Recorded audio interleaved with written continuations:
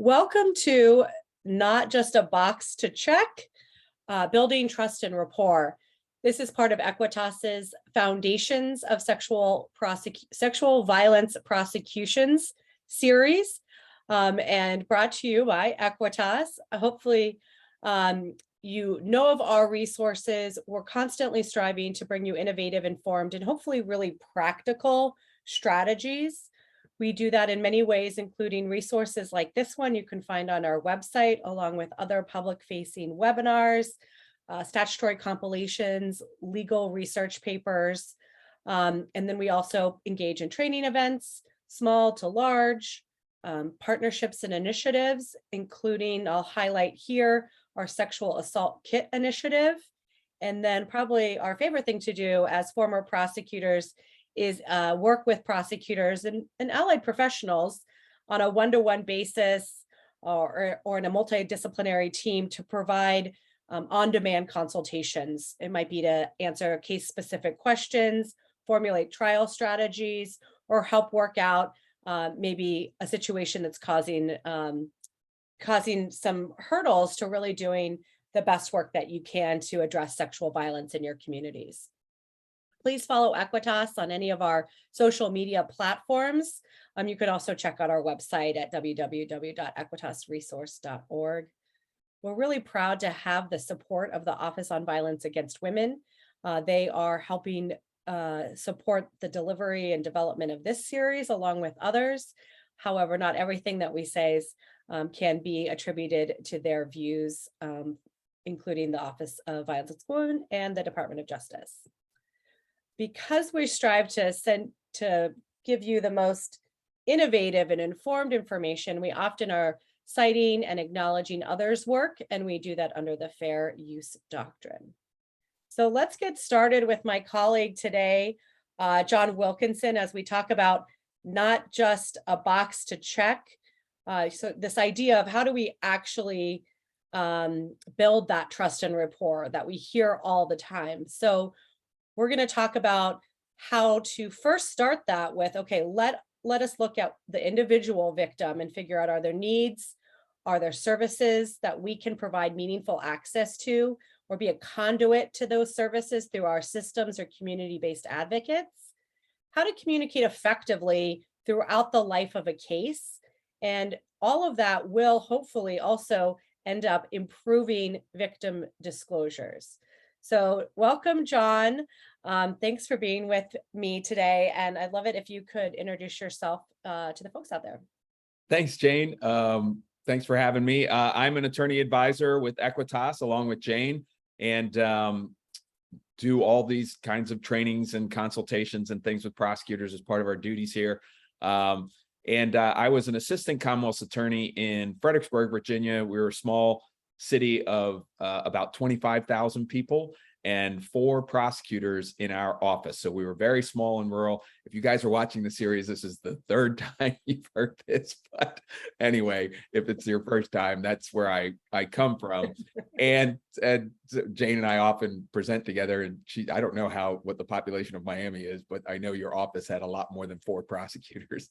But so there are sort of differences in the sort of dynamics or culture, I guess, but the crimes are the same, the challenges are the same, and strategies that work in I just always felt like if it worked in Little Fredericksburg, where we have no resources and nothing, it should work anywhere and everywhere. And we often talk about this, is that there are advantages to being a small jurisdiction too.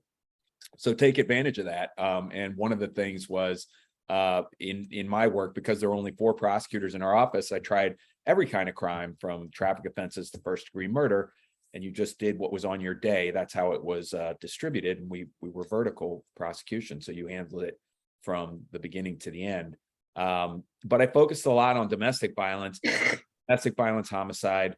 I did sexual violence cases, and I was on our sexual assault response team, and that, of course, was the game changer for me, where I started to understand these crimes are very different from other crimes, and collaboration with the folks in our jurisdiction who are working with victims or where victims might intersect the system is really important. And it kind of impacts, we're talking about trust and rapport.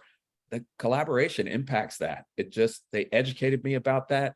Uh, Not everybody is the most like touchy-feely, not that you have to be touchy-feely, but that good at interaction in those situations. But there's help. So when you collaborate with your allied professionals, you can always find help. Anyway, that's probably more about me than anyone needed to know. Well, thanks. And I'm going to put you on the hot seat right away, because I think you're right that especially this topic of building trust and rapport is universal. I mean, we all have to do it. It's individual to the folks we're working with, but it's also individual to us.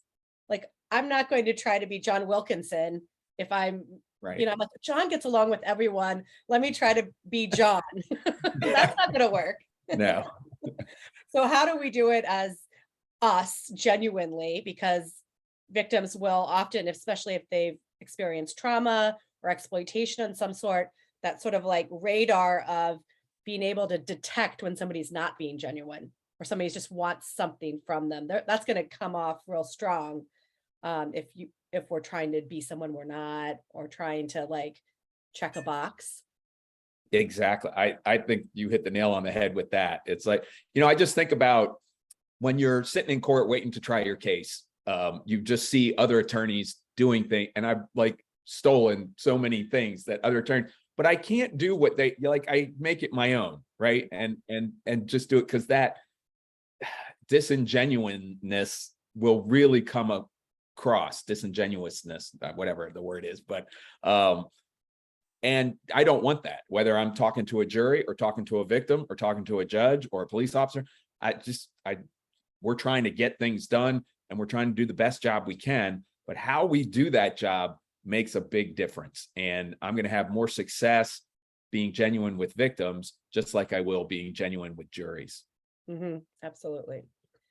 So we do hear this, if you've ever taken like an interview class or a trauma-informed class, or you've received some sort of training, this term of like, okay, well, the first thing you have to do is build trust and rapport. And I work with a detective who, talks about how, and this is how the name of this actually came together, is that he thought he was doing this great thing, and he built off this list of questions that he thought would be really great to help patrol officers on the scene of, I think in this case, a domestic, build trust and rapport. And of course, he gets called to the scene and he sees this patrol officer with the little card. And he's like, great, they're using the card. And then he sees the patrol officer go, I'm here to help you. Do you need anything? Do you feel safe? Just reading off the card and basically trying to just check the boxes. Yeah. So what is it then if it's not that? Sorry, I got a dog in here. Everybody does these days, John. So yeah, no, I think this is a great question, because another one of our colleagues, Patty Powers, who has done this forever, she just always says, look, rapport isn't something you do for 10 minutes at the first time you meet somebody. You're in a relationship with this person, right? This is somebody, and at least in my jurisdiction, we were very likely in a sexual violence case going to be working together for somewhere like 9, 12, 15 months. Maybe longer, depending on the case. They just, they're supposed to be tried in a short order, but they're not. And so I'm going to be working with that person and in a relationship with them, and relationships take work. And so we have to maintain those relationships. And so I don't want to start off just like, tell me what happened. I want to find a little bit about this person and maybe share a little bit about myself. And in that way, I'm going to build that trust. I do want that victim to trust me. And I think what it really means is trying to appreciate what that victim has gone through and where they're coming from. Because this is a very underreported crime. And this person has managed to come forward, however it happened. And so I want to take advantage of that, not get in the way of that, and make sure by building that trust and rapport, that victim trusts me enough to share everything about this case.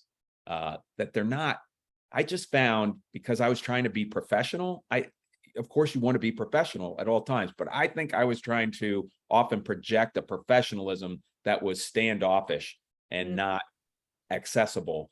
And so I think it was tough for victims to understand things when I was explaining it to them sometimes. And I was not getting the best information out of those victims because they were on edge when talking to me. So I think there's a lot that can happen with trust and rapport. I think we need to take it seriously and work on it. I did not do things well, but I had a team supporting me, our SART team and our office advocate, and she was phenomenal because she knew how to get me to do the things I needed to do. And so not everybody's going to have that. So, and you don't have to have that. There is help out there, but you definitely want to think about this. It's not just, some people are natural at it, some people are not. Everybody can do it, and everybody should strategize or think about how you're going to do it. I have seen, and I have seen colleagues of mine who I thought, oh my gosh, this victim is just not going to mesh with this prosecutor. Like, I just don't think so. But they made it work by being themselves, even if themselves was like, in my mind, like really nerdy, and but I was like, that kind of worked for them in a way. Yeah. And making jokes about yourself or putting somebody at ease as you're going through this, just look, I've worked with a lot of victims, and when you call the police, you may not appreciate all the things that are going to be set in motion as a result of that call. And so I understand that. And so I'm here to let you know, I appreciate that. I don't have the answer to everything, but we'll find the answers, work together. And I just want people to be able to share with me whenever they can. And you make such a great point. In cases of sexual violence, just looking at numbers, we know that so few are able to report to law enforcement. So few are able to report to anyone, much less law enforcement, where they really, by doing that, set off a domino effect that impacts every part of their lives. It must feel like a spotlight is being shown on them, and to just first start off with that recognition and almost like, I don't know, like telling them how like brave they are to have done that. I think that's a great strategy. Just opening with that, and nothing else, and just like what happened to you, acknowledging it. That shouldn't have happened. That's you did nothing wrong, just getting, we kind of know, if we're trauma informed and we've had some training, the things that a lot of our victims, every victim's response to the trauma of sexual violence can be different, and is probably different in little ways, but we see things commonly. And if we know that they might be thinking about those things, those are things we can take away pretty quickly by letting them know we understand how these crimes work. And some victims, this happens. Some victims feel like they blame themselves because they didn't cry out or fight back. Very common. There's no reason to blame yourself. Just some of that conversation. Again, when you're working with advocates, they do such a great job on that part that I don't have to do as much, but I still want to do it so they know, yes, I'm also a person you can trust and I understand. And those awesome advocates, that trust and rapport can kind of rub off on us as well if we're working that collaboratively, right? 100%. They're just, so that's what I would think. Like, if you're struggling to figure out, like, gosh, how do I do this? It's great if there's somebody in your office that does this well. You can sit in with them, but also just ask the advocates if you're working with them. Our victim advocate, our office victim advocate, sat in on every interview with me, so she knew, right? And she could tell me, you know what you do? Like, I think one of the things was, I have too much work, right? There's too many cases, and I'm pressed for time, and I'm either running to court, or I'm meeting with detectives, or I'm going to some community thing, or whatever. You're constantly going. So I have an hour to meet with this victim set aside, and I'm racing. And what message does that send to somebody? I'm taking notes carefully, which I need to do for me, but I'm not really appreciating or listening to what they're saying. And I think rapport building is not just that initial communication, but it's a lot of listening. when you're able to get them to a point where they trust that they can tell you anything, and they're more relaxed so that they can access that information more easily. That's what I think anyway. Yeah. I used to always clear my desk because I always had these files on my desk and I would put them away because I found like if I had them on my desk, it was probably for me distracting because I'm thinking about all that work that I have to Right. do. And then also just like what would it look like to a victim who walks in and I'm just like piles of files. And so just like clear desk and then and especially not taking notes from the very beginning was also something that we did. But I think we'll talk about that a little bit more. Yeah. Well, the beauty of building trust and rapport is that A, it's like the right thing to do and it helps our victims. But B, there's like some really positive outcomes that we as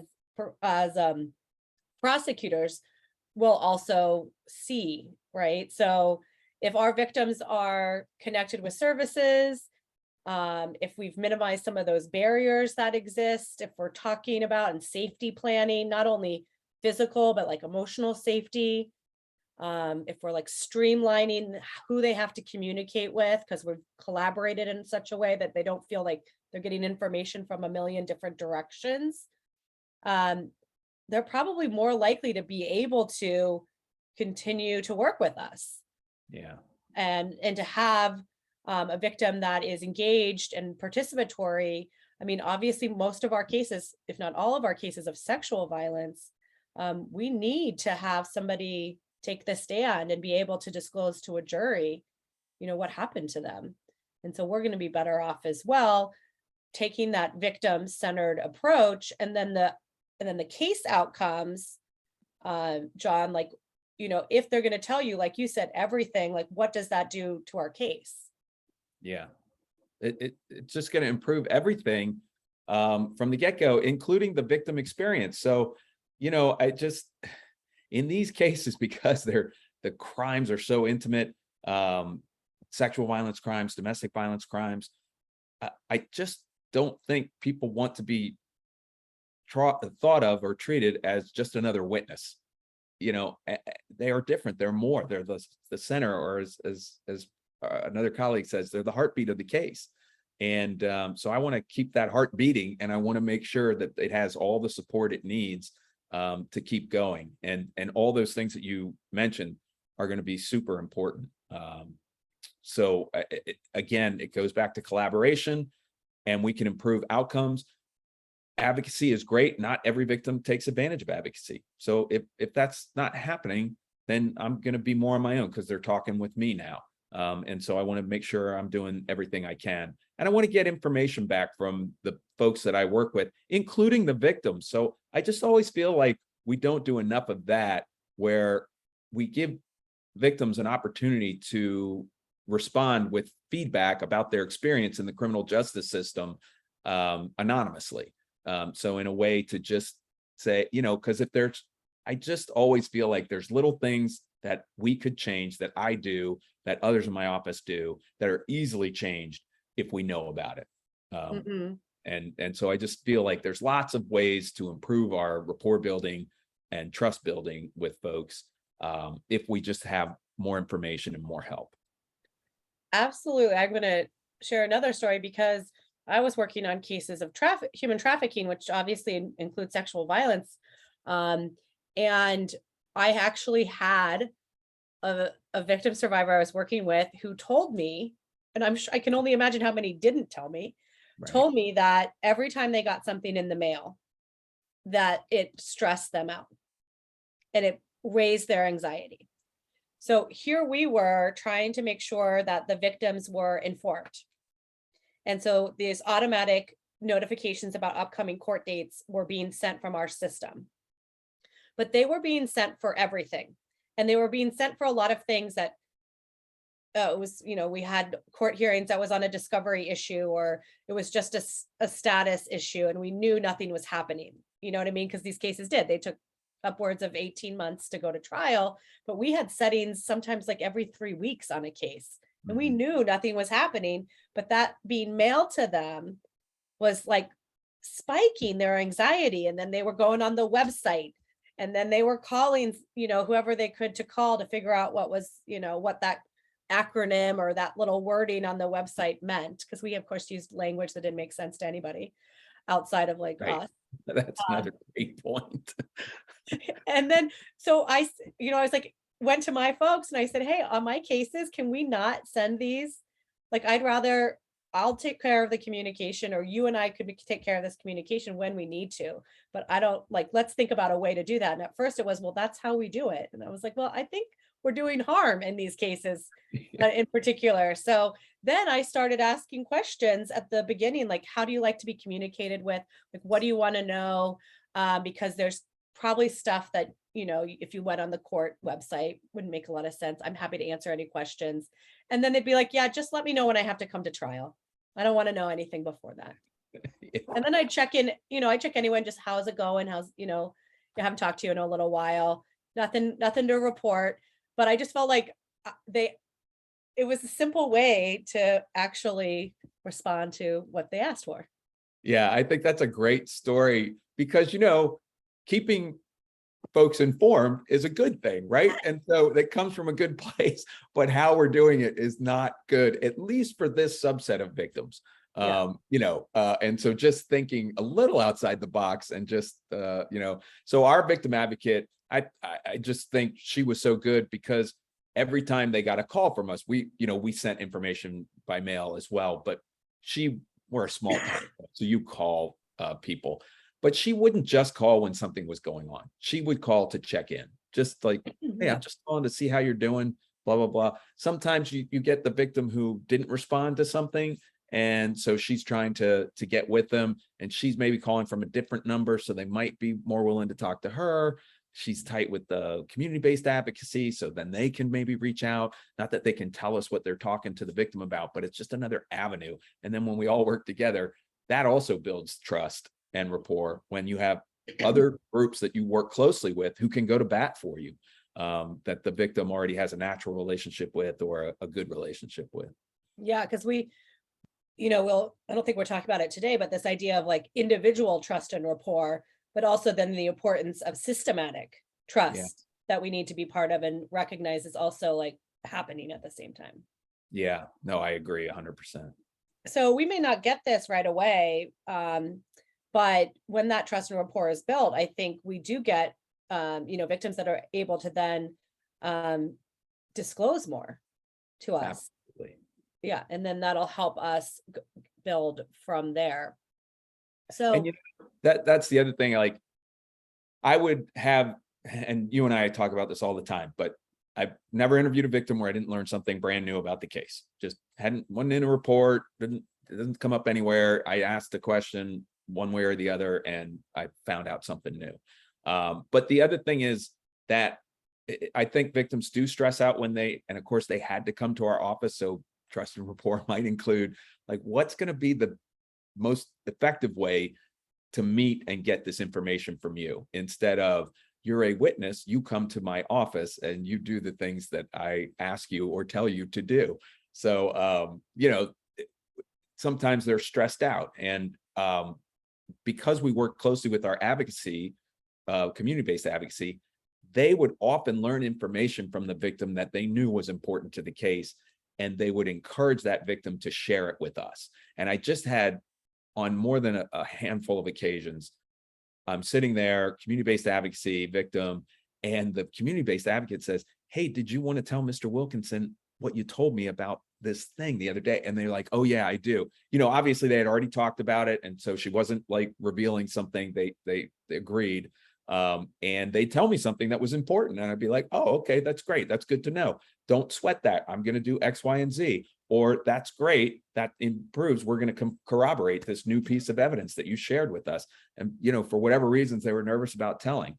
So that collaboration, again, is going to really help in these things. Yeah, and they sometimes don't recognize that something is important, or that it's important for us to know something, or that we can do something with a certain set of information. So anything that they can disclose usually is helpful to us, either because we can then, strategize, because, the defense will likely know, so we can strategize, or we can use it for our benefit.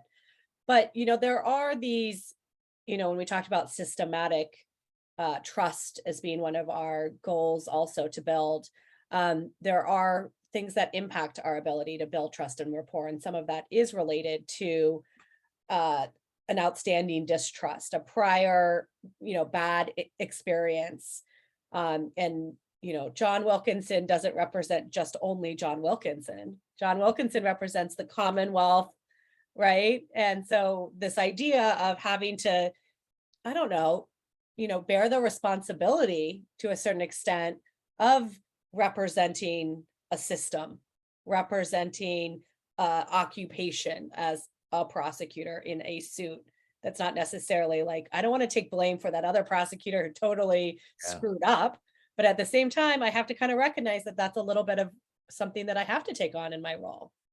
Oh, yeah. No, I think that's 100% true. We're a small office, so, in our small town, people did kind of know you individually, not like in a big office. But even so, it's even so, though, not everybody knows who we are. Most people don't. And so if, just how you have handled cases in the past can come back to haunt you, particularly in a small town, whether it was you personally or someone else. And so you might have to acknowledge that, as you said, and take it head on.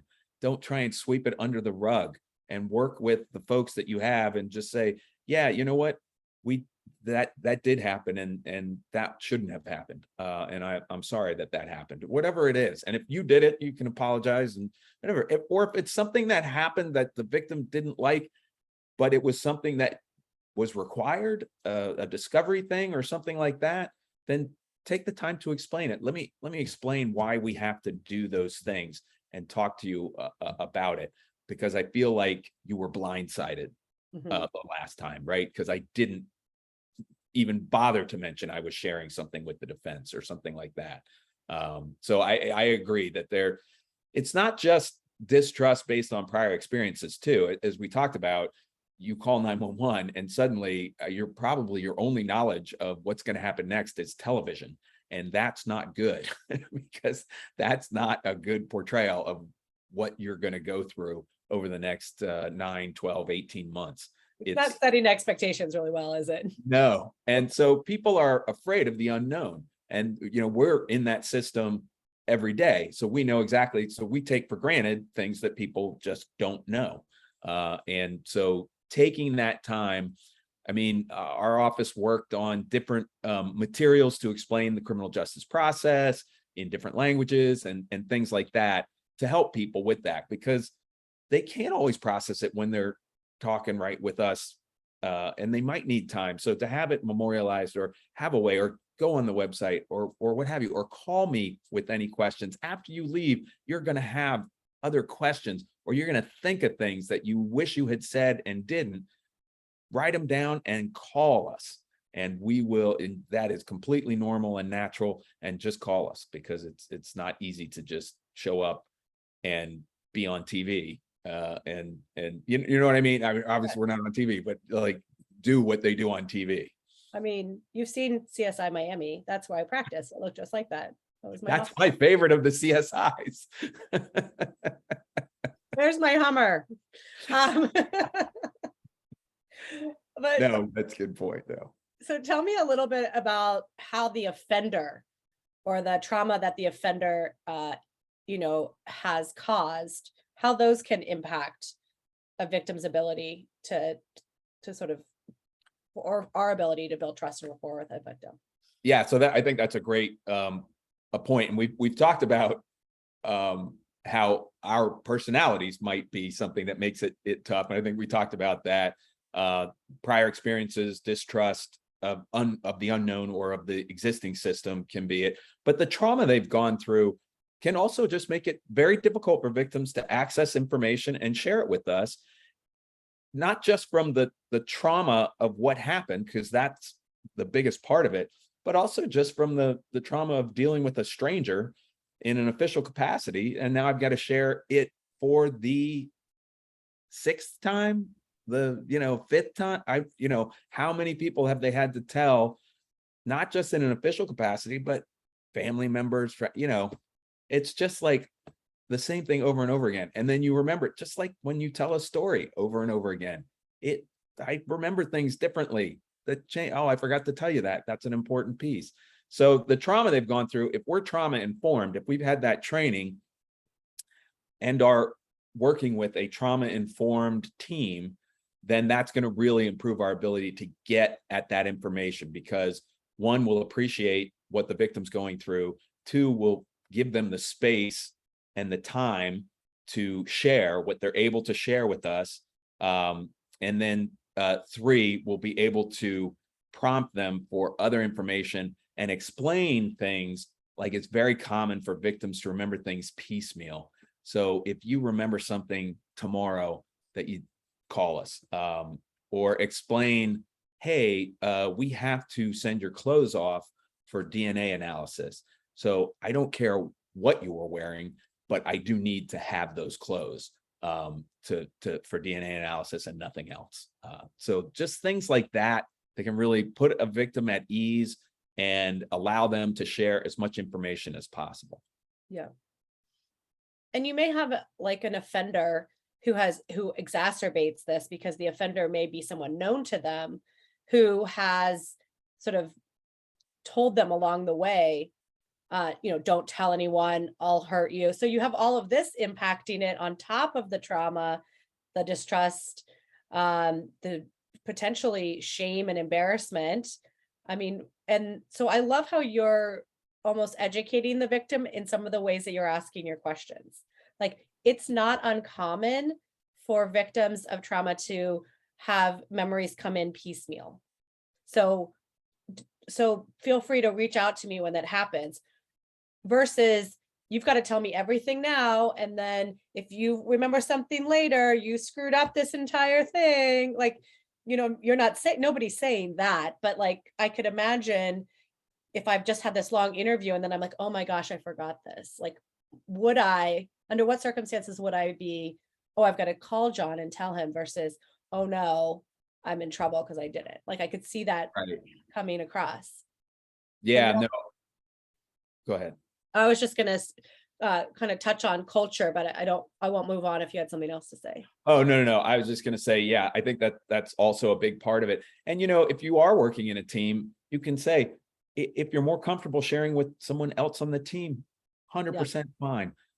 Just, as long as you give them permission to share it with me. If you don't give them permission, they're not going to share it with me. And I want to know everything, but they're going to abide by your wishes. I mean, that rapport those advocates have is important. We also want to make sure that they know who has confidentiality and who doesn't, right up front. So we don't have any, oops, sorry, anything like that. So make sure they know everything you tell your community-based advocate, they, unless you give them permission, cannot share with anybody else. And that's important. We want you to have that.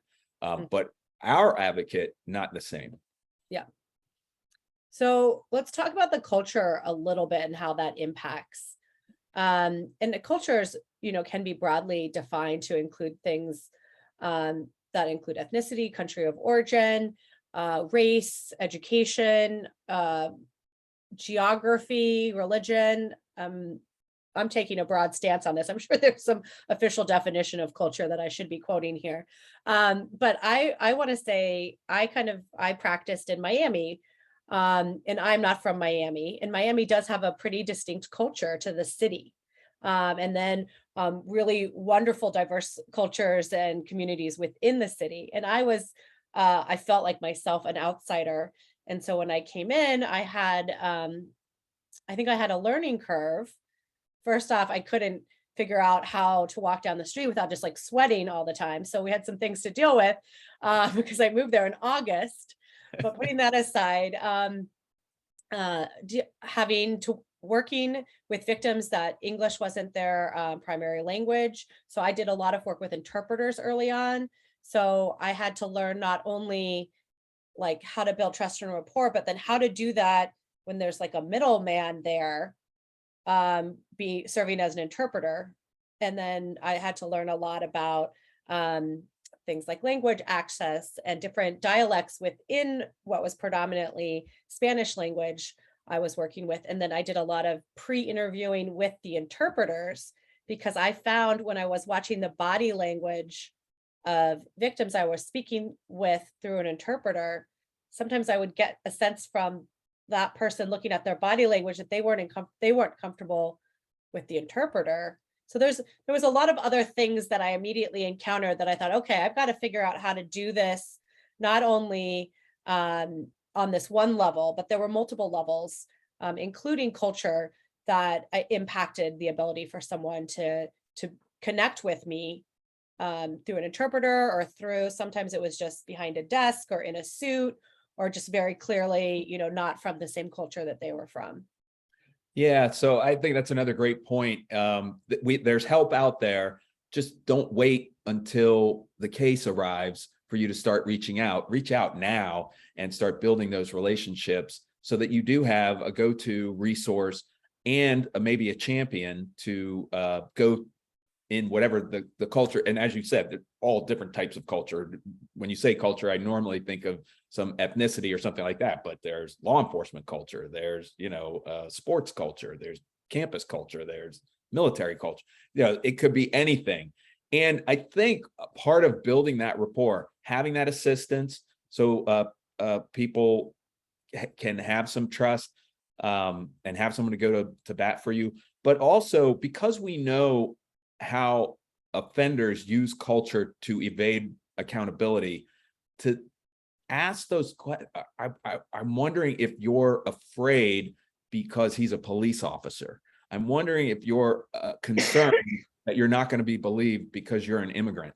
I'm wondering, if there's something going on that's making it tough for you to share because of X, whatever it might be, because you're a member of the LGBTQ community and you're afraid of how you're going to be treated, or you're afraid how the court or the jury or the defense is going to treat you on the stand. Like, we can proactively probe those areas that we know traditionally are being used. And if they're not being used, it might prompt them to say, well, no, no one's threatened me with that, but this happened, or they said this, or he knows I am a drug user, or whatever it might be. And so I do think having some cultural humility in these areas allows us to work with those who can educate us, and then proactively probe the areas that we know often are the areas that make it tough for folks to come forward to begin with, and then to share everything when they do come forward. And one of the benefits of being from a really large jurisdiction is sometimes I think I'm jealous of you because you always seem to know like everybody you were working with, is that we did have a lot of culturally specific victim service providers out there. And so my systems-based victim advocate would often know and have mapped out all the victim services available in the community and be able to say, hey, I can make some referrals to you. Would you like to have this referral, this referral? And so sometimes that we had kind of a large number of diverse, culturally specific victim services, which was a wonderful benefit. Yeah, that's one of the benefits of the large jurisdiction, Yeah. so being like about an hour south of DC, we did fortunately have good access to interpreters for a variety of, like, I had to have an Urdu interpreter once on a case, and so we just were able to call to DC, and they of course had everybody that you would ever need. And then of course there are national resources too that you can take advantage of. So don't feel like, well, that's it, I'm stuck. There's help out there for all of these things. Yeah. So I think we've kind of covered a lot of this already because we've just been having, this conversation, but the idea of how important it is to make the first impression and to have that initial interaction. And I think we're not always great at realizing, like you said, okay, I'm going from court to another meeting.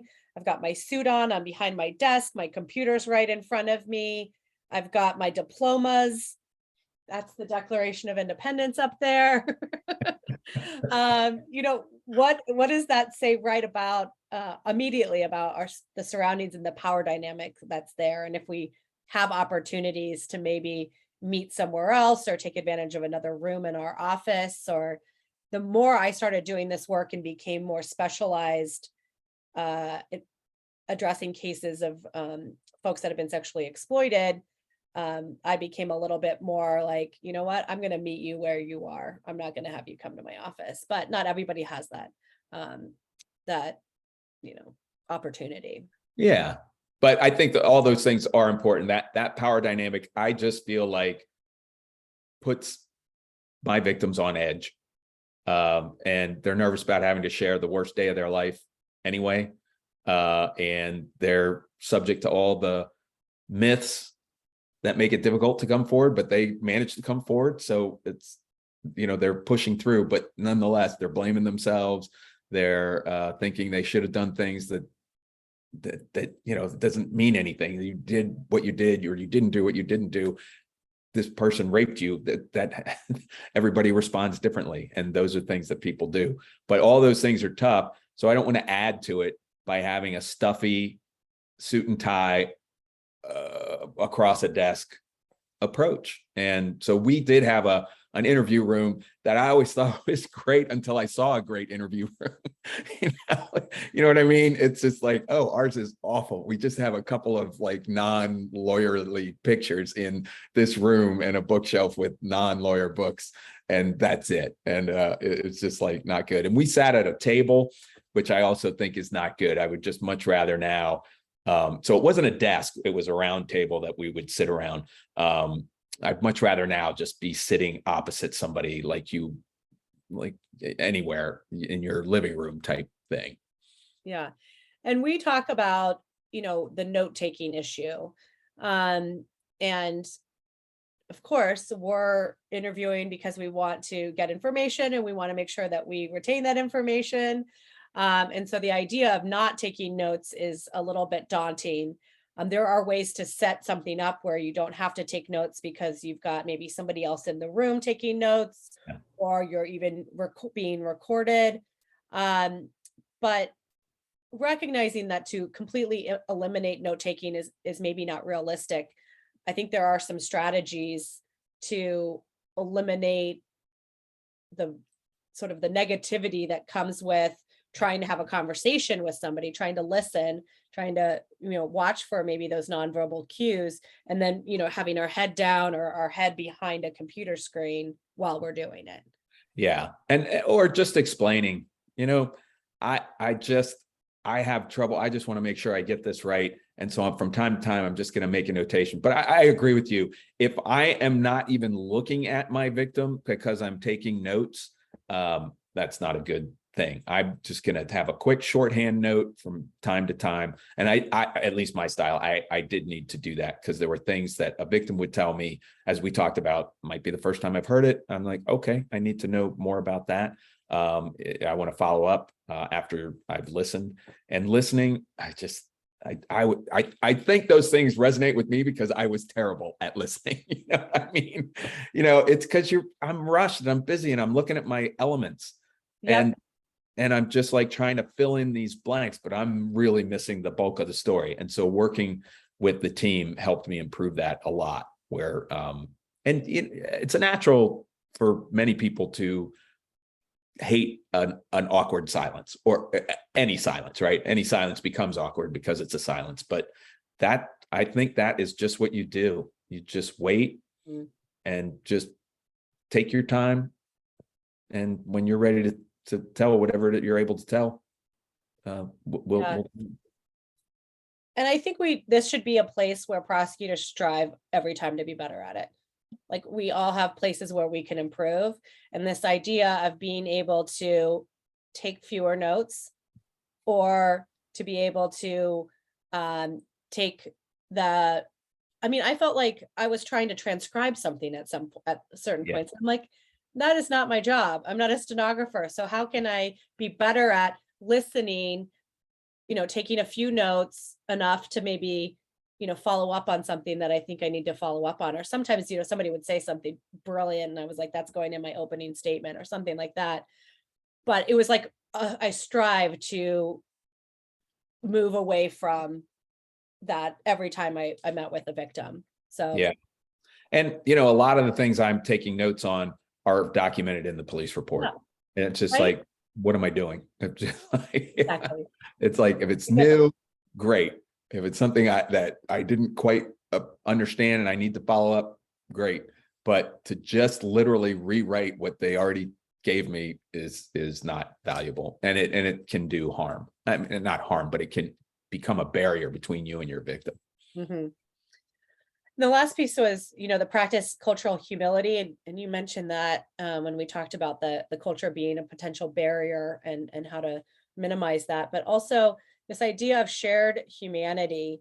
I think when we talk about building rapport, um, that sometimes is building a relationship, and sometimes we have to figure out, okay, what do we as humans, what do we all want to talk about? For me, my go-to was food.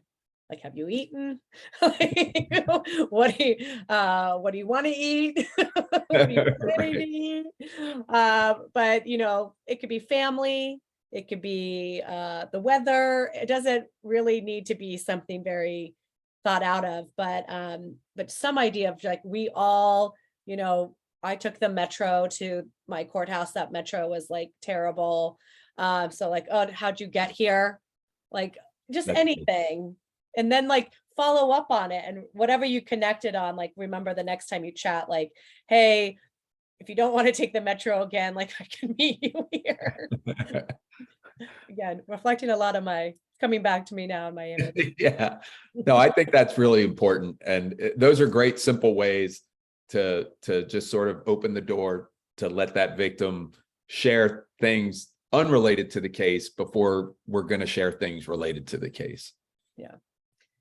So we've got that initial interaction. Obviously, our end goal is to actually do the evidence collection. And by that, I mean the disclosure that the victim or witnesses are going to be able to give to us. But there's always this other part of our interactions, which includes conversation about the roles and the responsibilities that we all have as prosecutors, where we fit into the system, where this case is going to go, like all of those kind of conversations. And this could be a class in and of itself, because I think we all struggle with it. We Mm, tend to, I don't know, just start giving a civics lesson. yeah.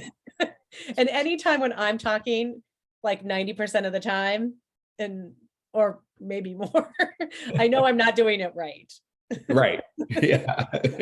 No, that's a great thing. And so, yeah, I don't want to be overly as lawyers, of course, we try and be very accurate because there's exceptions to everything. Well, typically this is, but it could, I don't think you have to give every potential eventuality. Just stick to what's relevant to this individual, make sure it's accessible to them. And, because it's a relationship, we might want to map out that this isn't the only time I'm going to meet with you. So we're going to meet a few times between now and then we're going to build on this relationship and build on this information sharing, and we're going to prepare the strongest case we can. And so that's going to, hopefully you'll be with us and we'll be talking more and more about this. So don't sweat it if you didn't remember everything today. I When you, love that. yeah. Because that means that I don't have to tell you, I don't have to just tell you everything I want to tell you. And it also means that they don't have to have every question in their minds ready Yeah. to ask me. So you're going to have lots more opportunities, and you can reach out to others as well whenever you have a question. Yeah. And that, I can't say the team enough, but the advocates all do that, and they do it so well, so that they're encouraging the victim. But I want to have a good relationship with my victim. I don't want it to be Yeah. on edge or awkward or stressful every time. And so I want to do it too. Yeah. So these are some of the important conversations that while you're relationship building, you may want to have. We kind of pulled these out from some of our trainings on, making sure that we're providing access to justice and being mindful of what justice might mean to others, and what are some of those barriers and what are some of the fears and unknowns of the criminal justice system. So I love that it follows our conversation. You don't need to have these all on your first meeting. Some Yeah. of these are conversations you shouldn't have on your first meeting, but you should be prepared to have during the course of this relationship, including conversations about, what does justice mean to you? Yeah. Um, that's kind of big picture, maybe a conversation as we're moving more towards, trying to develop a plea offer or entering into like a trial prep phase. What would you like to see happen? But then some of these are more process oriented things about, who is going to have access to information, that conversation about they have a confidential relationship with and who they don't, who they can contact in certain situations. But again, also acknowledging, like you said, John, sometimes they've built a rapport with that detective that they first met with, and that's where they want to go. So not being like, not cutting that off if that's where they, that's the go-to relationship. And hopefully the detective probably is open to that. If they built that rapport, they're probably that person. How could you feel more supported? How could you feel more safe? Do you feel safe? If you remember something else or you want to tell me something else, how do you do that? So those are all important conversations. And I hesitate because these strategies, I had this on the slide and I was co-presenting with a survivor a couple of months ago, and I had the build trust and rapport and all these strategies. And she looked at me, she goes, Jane, there's only one thing they have to do. They have to be trustworthy. And I was like, okay. Nikki Bell, she's a genius. Yeah. No, that is good. But I like to have a strategy. I like to have, because sometimes it's stressful for me if I don't have a plan and you're just going off the cuff. So I do want to have some strategies. And I think most all of us are trustworthy. We wouldn't be doing this work. But how do we communicate that to the victim? And so having some of those strategies, like when you had those questions up, I was just thinking about one of the things that we routinely did, and I did with the victim advocates, was, hey, have you ever seen a trial? Not on TV, but an actual trial. Do you think that would be helpful? Some victims didn't want to, and we kind of ended up making it a thing like, hey, let's just go over there. So it wasn't always when court was in session. So we had access to the courthouse and the courtroom, obviously. And so it would just be like, let's go over there and just take a look. So you know what to expect a little. And just things like that I think do go a long way, particularly when I was able to go with them, because as you're walking to the courthouse, you're chatting and just things come up. I mean, it's just a natural thing. And so you have this activity. And then in our old courthouse, our circuit court, where we tried the felonies, it's like a Revolutionary War era thing, and it has a tin roof. And if it rains, you literally have to stop trial. You cannot hear. So you just share these little, no, I'm not kidding, by the way. You have to just stop and sit. And sometimes we'd excuse the jury. They could go back, and you're just like, no one can hear anybody because it's so loud. But you just have little anecdotes to share and talk about those things. And it just getting that victim talking to you, I just think is part of that. It doesn't matter what it's about, honestly. But when you're just building rapport, it just, whatever it is, as long as you can chat. I have to say, walking with the victim from our office to the courtroom or to the courthouse, sometimes just having that walk, you're so right. Because at that point, you're not talking about, work. You're literally just like, oh yeah, this is a crazy, where our office was a little crazy part of the town, and be like, yeah, look at that over there. There's a bunch of chickens running around. Excited about that. But this idea of like, really focusing on being transparent, and letting them know what you can and you can't do, what's going to happen, all of that, the dignity and respect, and this non-committal, non-judgmental attitude, because victims will probably feel, victims of sexual assault very regularly feel like they were to blame for the assault, or for part of the assault, or for putting themselves in a situation where it happened. That's, everybody is affected by those common myths and misconceptions, as are our victims. So showing that non-judgmental attitude. I love that idea of even educating the victims a little bit about common responses to trauma. So they're not sitting there going, why am I doing this? Why did I do that? Yeah. And sort of judging themselves, and then acknowledging those past failures, as we discussed, I mentioned earlier that we have the Saki initiative, or the sexual assault kit initiative, which is those non-tested kits that are now being tested. And so that's a big piece of the work that they're doing, is how do you call up a victim who, by most judgments, like, we failed them by not testing their kit. And now we're saying, okay, we tested your kit. Now we want you to participate with us, because now we realize that the offender, is the serial offender. Now we really want to get him. And that victim being like, where were you? Like, what happened? And that's, another level to that. And we've got some Saki initiative resources at the end. So if you're working on some of those cold cases, that might be an additional kind of resource. I was just thinking of a couple of cases that I tried where the victim was a woman in prostitution, and just waiting. I just feel like they're waiting for us to judge them. And some of them aren't going to wait, right? They're just going to be like, I'm out of here. I'm done with that, because it's just sort of how we deal with certain populations. And I don't want to treat someone who has a criminal record and is a victim or been through the system differently than I would treat another.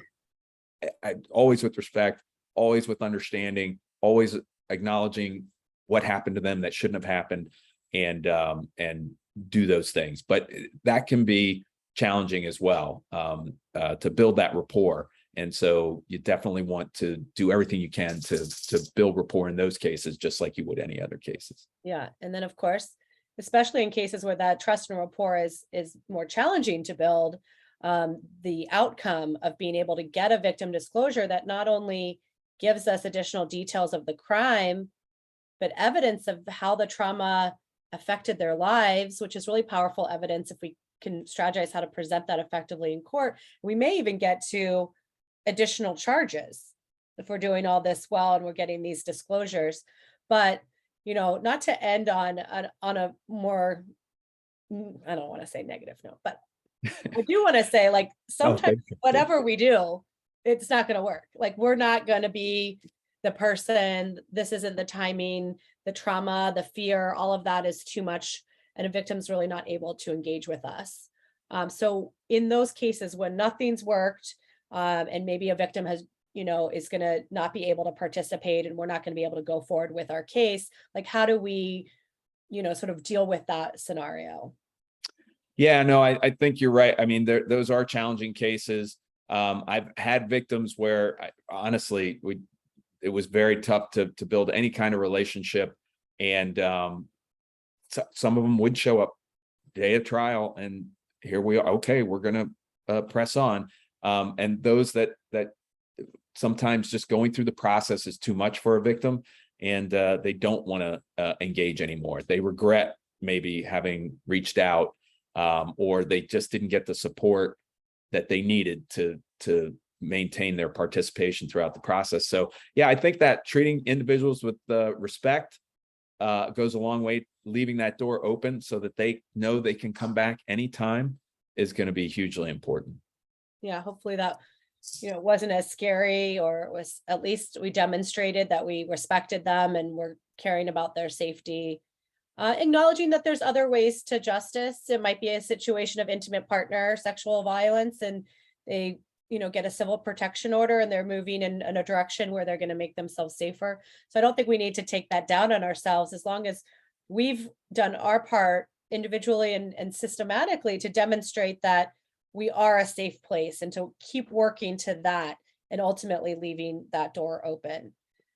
So thanks for spending time with me talking about trust and rapport, and hopefully, that enhances the prosecution. But at the end of the day, it really is just the right thing to do, is to treat each victim with dignity and respect. And the more that we can pull ourselves away from this case in front of me and think about the person that has been affected by a serious crime of sexual violence, the better we're going to be able to do that, and continuing to strive to do better as well. I promised lots of resources. Here they are. And we have a ton more on our website, so please look out for those. This is me. This is John. And this is our pitch for our office hours, which we host every third Thursday of the month. Go ahead and register for those. Prosecutors around the country talk about emerging issues great opportunity to have a national sounding board because of all the really challenging and important work that you're doing out there. So I want to thank you for listening to John and I build trust and rapport with one another. It's always a great time talking with you, John. You too. This was great. Thanks, Jane. Thanks.